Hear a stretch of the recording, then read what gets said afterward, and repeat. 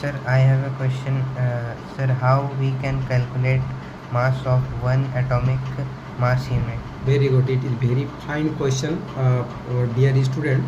Listen me.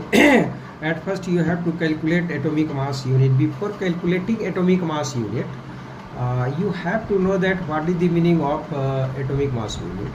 Atomic mass unit. Okay, one atomic mass unit. One atomic mass unit are the mass of 1/12 of the mass of carbon atom. Carbon atom, one carbon mass of one carbon atom. Okay, करा carbon atom का जो मास होता है उसके 1/12वें भाग का जो value आता है उसको बोला जाता है one atomic mass unit. Clear. अब रही बात तो एटॉमिक मास कार्बन का क्या होता है ध्यान देना है.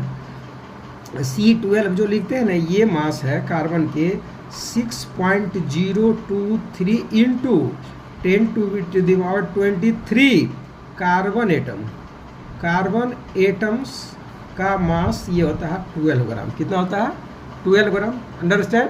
Yes, sir. Now you have to calculate according to एक नियम. यूनिटरी मेथड जानते हो ना. बोला गया आपको कि इतना कार्बन एटम का मास है 12 ग्राम, यानी 6.023 का मास है 12 ग्राम.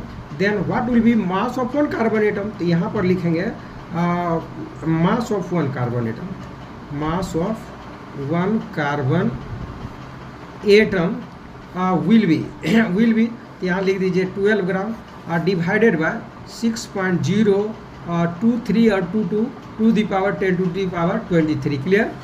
इसको जब आप करेंगे ना तो आपको आ जाएगा 1.99 इंटू 10 टू दी पावर -23 ग्राम. ये घर में आप जाके कैलकुलेटर से कैलकुलेट करेंगे तो इतने आएगा. क्लियर. एक चीज़ ये आ गया, एक एटम कार्बन का मास. किसका मास आ गया है?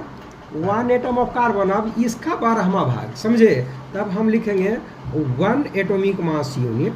One atomic mass unit will be equal to 1/12 और into 1.99 into 10 to the power -23 gram. और बच्चों इसको जब कैलकुलेट करेंगे तो आपको ये वैल्यू आएगा 1.66 into 10 to the power -24 gram. आपको पूछा जाएगा what will be the value of one atomic mass unit, then you will say 1.66 into 10 to the power -24 gram. Understand. Yes, sir. Very good.